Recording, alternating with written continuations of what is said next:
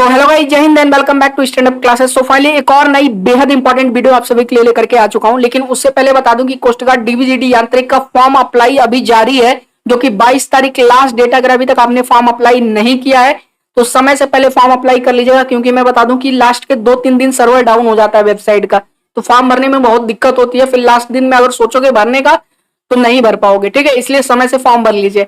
अब ये वीडियो किस लिए इंपॉर्टेंट है, सबसे पहले आप वीडियो पे बात कर लेते हैं। देखो, आपको भी पता है कि इस बार कोस्ट गार्ड के एग्जाम पैटर्न में बहुत बड़ा बदलाव हुआ है। जो लोग नहीं जानते हैं अभी तक, उनको एक बार फिर से बता दे रहा हूं, ध्यान से सुन लो। बदलाव क्या हुआ है कि इस बार स्टेज 2 में, ठीक है, जब आप स्टेज 1 पास करके स्टेज 2 देने जाओगे, जिसको फिजिकल फिटनेस टेस्ट बोलते हैं, उसमें सारी चीजें होने से पहले जो भी आपका डॉक्यूमेंट वेरिफिकेशन वगैरह होगा, फिजिकल वगैरह होगा, उससे पहले एक आपका और एग्जाम होगा जिसका नाम है एडेप्टेबिलिटी टेस्ट। ओएमआर सीट पे होगा ये, ठीक है। आपको क्वेश्चन पेपर दिया जाएगा और ओएमआर सीट भी दिया जाएगा। अब ये एडेप्टेबिलिटी टेस्ट क्या है, इसमें किस तरह के क्वेश्चंस वगैरह पूछे जाएंगे, सारी चीजें ये वीडियो आपको बताने वाली है। इसमें आपको एडेप्टेबिलिटी टेस्ट का मैं सैंपल पेपर आपको दिखाने वाला हूं, ठीक है। तो आपको जो भी क्वेश्चंस उस सैंपल पेपर में देखने को मिलेंगे, उनको आपको सॉल्व करना है और अपने आप को टेस्ट करना है कि आप कर पा रहे हो कि नहीं, ठीक है। तो फटाफट चलिए वीडियो शुरू करते हैं। आज के हमारे इस एडेप्टेबिलिटी टेस्ट के क्वेश्चंस को देखना, हमारे सैंपल पेपर को देखना कि किस तरह के क्वेश्चंस आपके एडेप्टेबिलिटी टेस्ट यानी स्टेज 2 में पूछे जाएंगे। आगे बढ़ते हैं, उससे पहले एक बेहद महत्वपूर्ण चीज बता दूं। सबसे पहले तो महापीडीएफ 3.0 देख लो भाई साहब। महापीडीएफ 3.0 सभी लोग ध्यान से सुन लो। कोस्ट गार्ड डीवीजीडी यांत्रिक सेक्शन 1 के लिए महापीडीएफ आ रही है 28 सितंबर को। बहुत ही इंपॉर्टेंट पीडीएफ है ये। एक पीडीएफ आपको सेक्शन 1 जो है निकालने में मदद कर देगी, ठीक है। सिर्फ एक पीडीएफ ध्यान से अगर आप सॉल्व कर लेते हो तो इतना अधिक आपको मदद मिलेगा सेक्शन 1 में कि आप सोच भी नहीं सकते। और प्राइस बेहद कम है। 28 सितंबर का इंतजार कीजिए, सारी चीजें बताई जाएंगी। उसके बाद ये योद्धा बैच देख लो। अगर अभी तक आपने नहीं ज्वाइन किया है भाई साहब, समय पे ज्वाइन कर लीजिए। RS 500 DB का इसमें कॉस्ट है और GD का RS 600 रुपए कॉस्ट है, ठीक है। इसमें इतने ही प्राइस में आपको 3 महीने लगातार जो है प्रैक्टिस क्लासेस दी जाएंगी हर एक सब्जेक्ट का। 400 प्लस आवर्स की practice classes and daily classes की पीडीएफ और वीकली टेस्ट होगा। एक्सपर्ट फैकल्टी के साथ में बेस्ट टीचर्स आपको क्लासेस देंगे। सिलेक्शन की गारंटी, अगर आप ध्यान से तैयारी कर लेते हो मेहनत से, सिलेक्शन की मैं गारंटी देता हूं कि स्टेज 1 में आपको क्वालिफाई करवा दूंगा। और अगर आपको ये बैच लेना है तो आप इस नंबर पे व्हाट्सएप कर सकते हो 9795111812 पे, ठीक है। आगे बढ़ते हैं अपने सबसे इंपॉर्टेंट चीजों पे। ध्यान से देखिएगा, ये आपका सैंपल पेपर है एडेप्टेबिलिटी टेस्ट का, ठीक है, जो स्टेज 2 में आपका पेपर होगा। उसके क्वेश्चंस देखिए और सॉल्व करने का प्रयास कीजिए कि आप कितने क्वेश्चंस कर पाते हो। सभी लोगों को कमेंट करके बताना है। और आपको मैं एक होमवर्क के तौर पे जो है एक क्वेश्चन दूंगा। ध्यान से देखिए, डायरेक्शन क्या दिया गया है, to each of the following situations नीचे दिए गए। देखो, जैसे एयरफोर्स में पहले एक पेपर होता था सिचुएशन रिएक्शन टेस्ट, SRT के नाम से, ठीक है। ठीक वैसा ही आपका ये पेपर होने वाला है कि आपको एक सिचुएशन दिया जाएगा क्वेश्चन के आंसर, और आप उसका क्या बेस्ट जो है डिसीजन मेकिंग कर सकते हो, उसका क्या डिसीजन निकाल सकते हो, वही वो क्वेश्चन आपको जो है बताएगा, ठीक है। जैसे एक क्वेश्चन के अंदर आपको एक सिचुएशन दिया जाएगा और आपको उसका जो है सही सोल्यूशन आपको देना होगा उस सिचुएशन का, ठीक है, कि आप उस सिचुएशन में रहोगे तो आप क्या करोगे, ठीक है। उसी तरह का ये आपका पेपर होने वाला है एडेप्टेबिलिटी टेस्ट में। तो चलिए देखिए, दिया गया कि to each of the following situation based questions select the most appropriate alternative that you would do as a solution to the situation. ध्यान से देखिए, क्वेश्चन है, while traveling in your car, a certain person stop you on the way, asking you to take an injured child to the hospital. You would कह रहा है कि जैसे मान लीजिए कि आप अपने कार में ट्रेवल कर रहे हैं, ठीक है, तभी रोड पे कुछ लोग जो है आपको क्या है रोकते हैं। कुछ सर्टेन लोग जो है आपको क्या है रोड पे आपको रोकते हैं और आपसे ये पूछते हुए आपको रोकते हैं कि एक बच्चा जो है क्या है इंजर्ड हो गया है रोड पे, और उसको हॉस्पिटल ले जाने के लिए आपसे मदद मांगते हैं, ठीक है। मतलब आपसे कहते हैं कि इसको हॉस्पिटल पहुंचाना है। तो आप क्या करोगे भाई साहब, ऑप्शन ए है ask them to leave your way. आप कहोगे कि हमारा रास्ता खाली कर दो और आप अपनी गाड़ी लेकर के भाग जाओगे, वहां से ड्राइव अवे चले जाओगे, ठीक है। Ask them to first call the police, या फिर उनसे कहोगे पहले आप पुलिस को बुलाओ फोन करके, या फिर immediately take the child to the hospital, या फिर अपने गाड़ी में उस बच्चे को, ठीक है, बैठा के या फिर लिटा के तुरंत हॉस्पिटल लेकर के जाओगे। या फिर ऑप्शन डी दिया गया get out of the car and ask someone other persons to help to the child to hospital, या फिर आप अपने कार से उतर जाओगे, दरवाजा बंद कर दोगे और किसी दूसरे लोगों से कहोगे, ठीक है, मदद मांगोगे कि उस बच्चे को हॉस्पिटल लेके जाया जाए।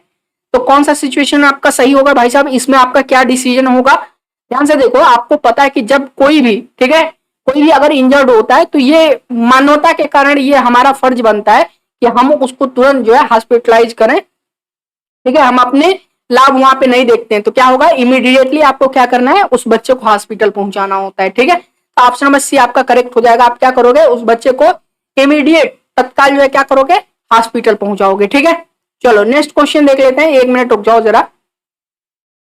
चलिए जी अगला क्वेश्चन देखते हैं।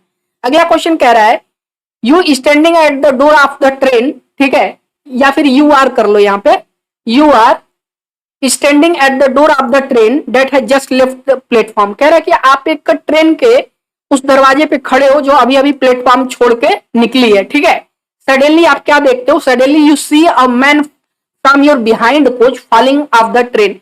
सडनली आप देखते हो कि आपके पीछे वाले कोच से एक आदमी क्या है, ट्रेन से नीचे गिर रहा है। ठीक है, तो आप क्या करोगे उस सिचुएशन पे, बहुत ही इंपॉर्टेंट ये आपका क्वेश्चन है, ध्यान से देखिएगा, इस पर जरा आप अपना डिसीजन बनाइए। कह रहा है कि pull the alarm chain so that the train may stop and the man may be helped.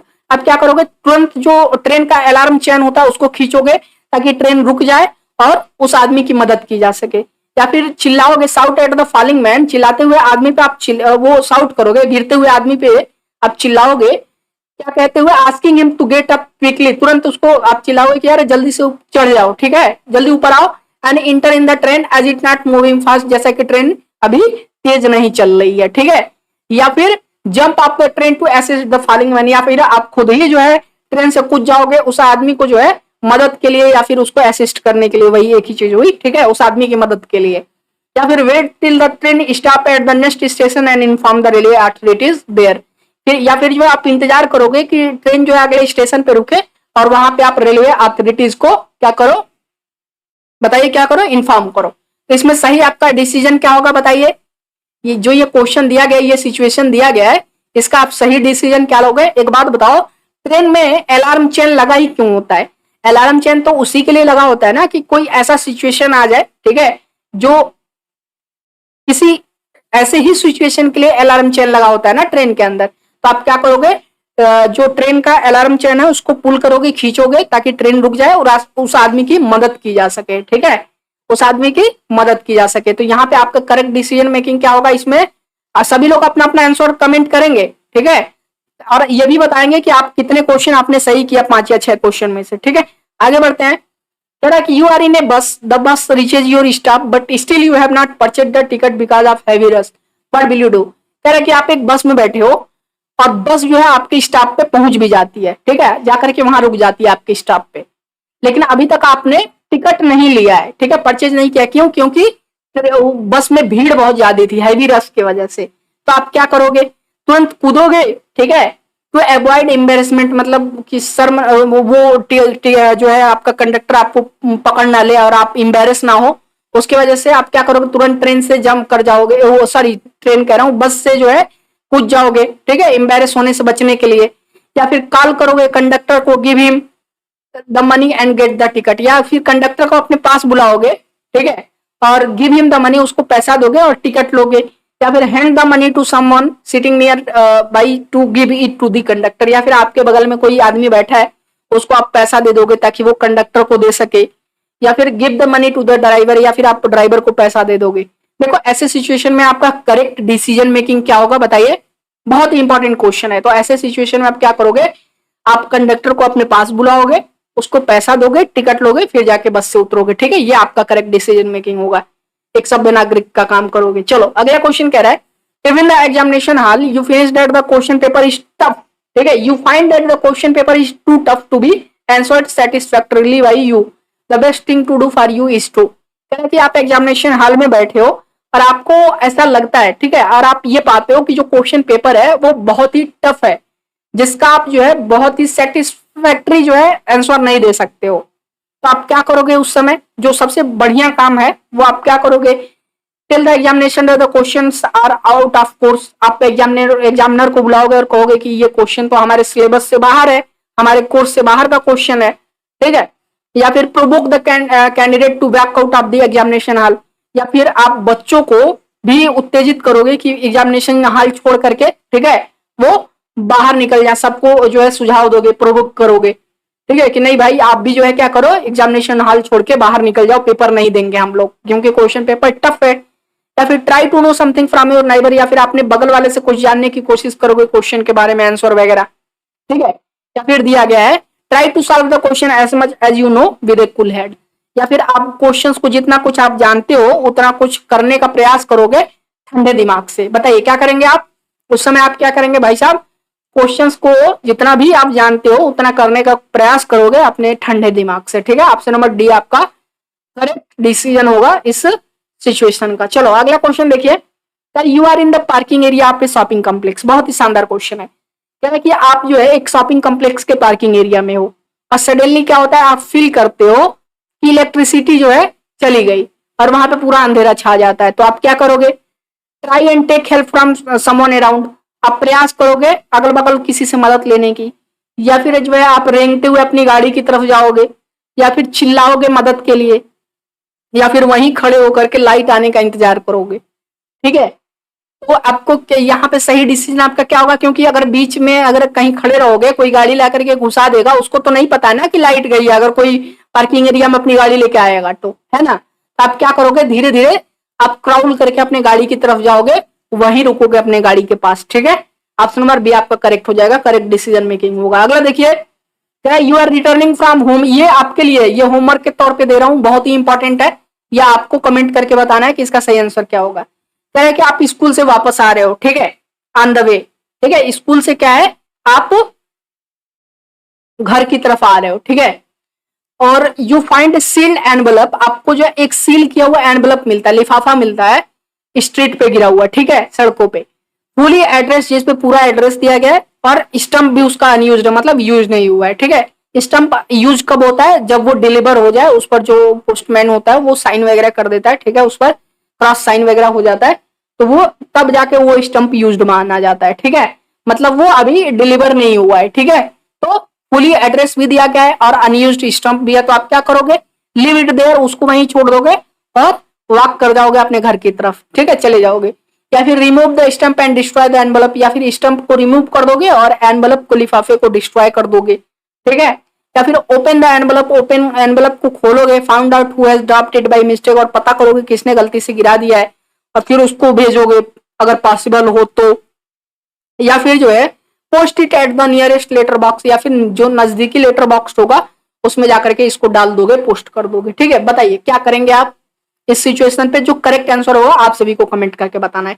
तो मैंने एक एग्जांपल दे दिया, सैंपल पेपर मैंने आपको दिखा दिया कि किस तरह के क्वेश्चंस आपको एडेप्टेबिलिटी टेस्ट या फिर असेसमेंट टेस्ट में आपको देखने को मिलने वाले हैं कोस्ट गार्ड के स्टेज 2 में, जो इस बार एग्जाम पैटर्न जो है चेंज हुआ है, जो नया एग्जाम इंक्लूड किया गया है। ठीक है, ध्यान रखिएगा, ये बहुत ही इंपॉर्टेंट है, क्योंकि डॉक्यूमेंट वेरिफिकेशन, फिजिकल वगैरह, मेडिकल वगैरह होने से पहले, सारी चीजें होने से पहले सबसे पहले आपका ये पेपर होगा। अगर आप इसमें फेल हो जाते हो, ठीक है, तो इसमें हो सकता है कि कुछ पासिंग मार्क वगैरह ये लोग रखेंगे। ठीक है, अगर आप इसमें फेल हो जाते हो तो भाई साहब, जैसे एसआरटी में होता था ना कि 30% क्वेश्चन आपको सही करना होता है, ठीक है, 30% नंबर आपको लाओगे, आप पास हो जाओगे। जैसे एयरफोर्स में एसआरटी होता था, सिचुएशन रिएक्शन टेस्ट, लेकिन अब तो खत्म कर दिया गया एसआरटी। ठीक है, लेकिन यहाँ पर भी जो है एयर कोस्ट गार्ड के अंदर भी आपको कुछ ये रखा जाएगा मार्क्स, कि आपको इतने मार्क्स लेकर के आने हैं। जब आप वो पास करोगे, जब आप ये एग्जाम, तभी जाकर के आप फिजिकल वगैरह दे पाओगे, डॉक्यूमेंट वेरिफिकेशन होगा, मेडिकल होगा। ठीक है, तो उम्मीद करता हूं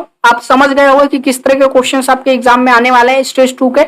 एक सैंपल पेपर मैंने दिखा दिया, और पॉसिबल होगा तो आने वाले समय में मैं कुछ 100-200 क्वेश्चंस का एक सेट करवा दूंगा, ताकि आपको प्रैक्टिस थोड़ा और बेहतर हो जाएगा। ठीक है, और तब तक के लिए एक चीज आप कमेंट करके बताइए कि क्या आपको क्लास चाहिए, क्या मैं जीके, इंग्लिश और साइंस वगैरह की आपको क्लासेस देनी शुरू कर दूं। अगर आपको क्लासेस चाहिए कमेंट कीजिए कि हाँ सर क्लासेस लगाइए तब तक यूट्यूब पे। ठीक है, और उससे सबसे इंपॉर्टेंट चीज जो है, उससे बढ़ करके कि महा पीडीएफ भाई साहब 3.0, ठीक है, महा पीडीएफ 3.0 28 सितंबर को आ रहा है, इसका इंतजार करिए। बहुत ही इंपॉर्टेंट पीडीएफ है ये, आपके एग्जाम के लिए धमाका करेगा एक बार फिर से एग्जाम में। और सबको पता है कि महा पीडीएफ सीरीज जो है किस लेवल की होती है।